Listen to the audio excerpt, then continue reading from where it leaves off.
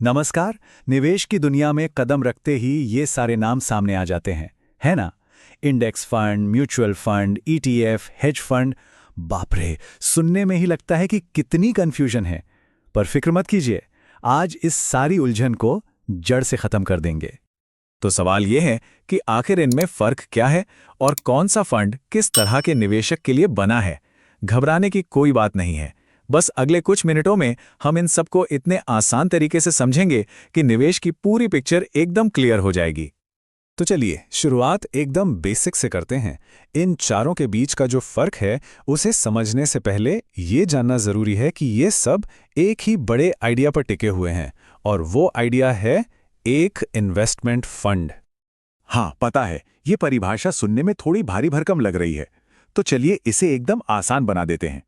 बस ये समझिए कि एक फंड एक बहुत बड़ी गुल्लक की तरह है, जिसमें बहुत सारे लोग मिलकर पैसा डालते हैं ताकि वो एक साथ मिलकर कहीं इन्वेस्ट कर सकें। बस सिंपल। ये बिल्कुल वैसा ही है जैसे कुछ दोस्त मिलकर एक बर्थडे पार्टी कर रहे हों। जब सब लोग थोड़ा थोड़ा पैसा मिलाते हैं तो अकेले के बजट से कहीं ज्यादा शानदार पार्टी हो जाती है ना? बस वही हिसाब यहां है। बेहतर पार्टी मतलब बेहतर निवेश। एक फंड मैनेजर उस जमा हुए पैसे को मैनेज करता है, और जब फायदा होता है तो केक का एक टुकड़ा हर किसी को मिलता है। अच्छा, अब यहां से कहानी में एक बहुत बड़ा मोड़ आता है। यहीं से निवेश की दुनिया दो अलग अलग रास्तों में बढ़ जाती है, और ये सबसे सबसे जरूरी फर्क है पैसिव और एक्टिव। एक का मकसद है बस मार्केट के साथ साथ चलना, उसकी बराबरी करना, और दूसरे का मकसद है मार्केट को पछाड़ना, उसे हराना। तो पहले बात करते हैं पैसिव रास्ते की। ये निवेश का कह सकते हैं एक मॉडर्न, कम खर्चे वाला और सेट एंड फॉरगेट इट वाला तरीका है। और इस रास्ते पर दो बड़े खिलाड़ी हैं, इंडेक्स फंड्स और ईटीएफ्स। तो देखिए, इंडेक्स फंड का काम मार्केट को बीट करना है ही नहीं। इसका सीधा साधा काम है मार्केट की नकल करना, बिल्कुल कॉपी पेस्ट। ये कोई विनिंग स्टॉक नहीं चुनता, ये बस एक पहले से बनी हुई लिस्ट को फॉलो करता है। और क्योंकि कोई महंगा फंड मैनेजर एक्टिव होकर फैसले नहीं ले रहा, तो जाहिर है इसकी लागत भी बहुत बहुत कम होती है। जैसे भारत में निफ्टी 50 या सेंसेक्स होता है, वैसे ही यहां कुछ मशहूर अमेरिकी इंडेक्स के उदाहरण हैं।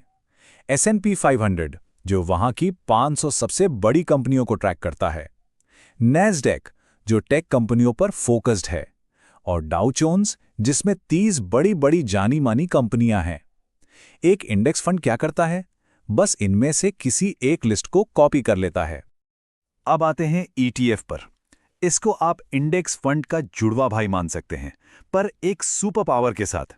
ये भी इंडेक्स को ही ट्रैक करता है, मतलब डाइवर्सिफिकेशन तो यहां भी मिलता है, लेकिन इसकी सबसे बड़ी खासियत, इसकी सुपर पावर यह है कि इसे किसी भी स्टॉक की तरह दिन में कभी भी, जब मार्केट खुला हो, खरीदा और बेचा जा सकता है।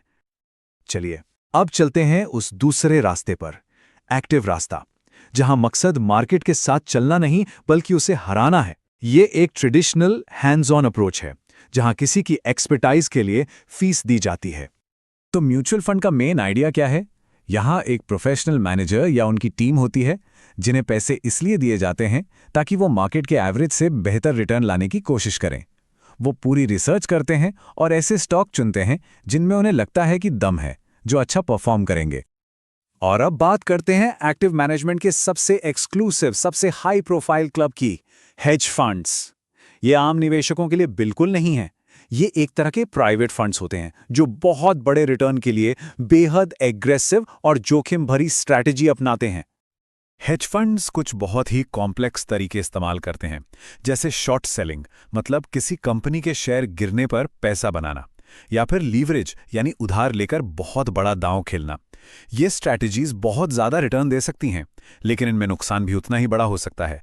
ये वाकई एक दोधारी तलवार है।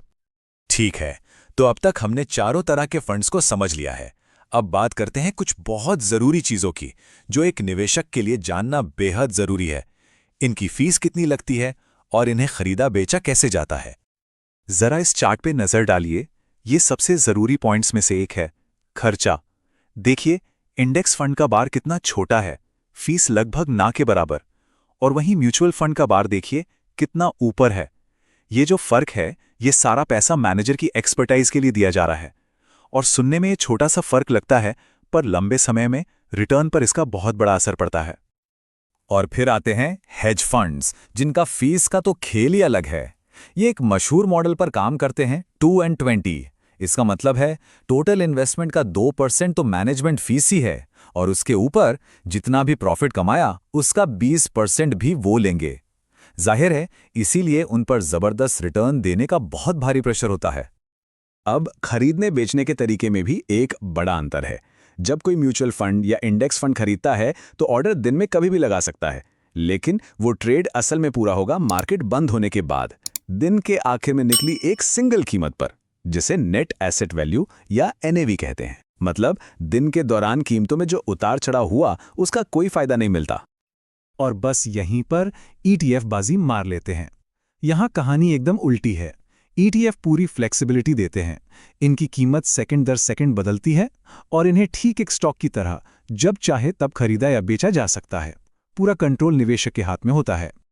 तो अब तक हमने काफी कुछ समझ लिया है। चलिए अब इन सारी बातों को एक साथ जोड़कर देखते हैं एक आसान सी गाइड में। तो ये रही अल्टीमेट चीट शीट। सब कुछ इस एक टेबल में है। इंडेक्स फंड, ये उन लॉन्ग टर्म निवेशकों के लिए बेस्ट है जो कम लागत चाहते हैं और लगाओ और भूल जाओ की स्ट्रैटेजी अपनाते हैं। ETF, ये उन निवेशकों के लिए हैं जिन्हें कम लागत तो चाहिए पर साथ में स्टॉक की तरह ट्रेडिंग करने की फ्लेक्सिबिलिटी भी चाहिए। म्यूचुअल फंड, ये उन लोगों के लिए है जो किसी मैनेजर की खास स्ट्रैटेजी पर भरोसा करते हैं और मार्केट को बीट करना चाहते हैं। और आखिर में हेज फंड, ये एक एक्सक्लूसिव क्लब है, सिर्फ हाई नेटवर्थ वाले उन निवेशकों के लिए जो बहुत ज्यादा रिस्क लेने में कंफर्टेबल हैं। तो आप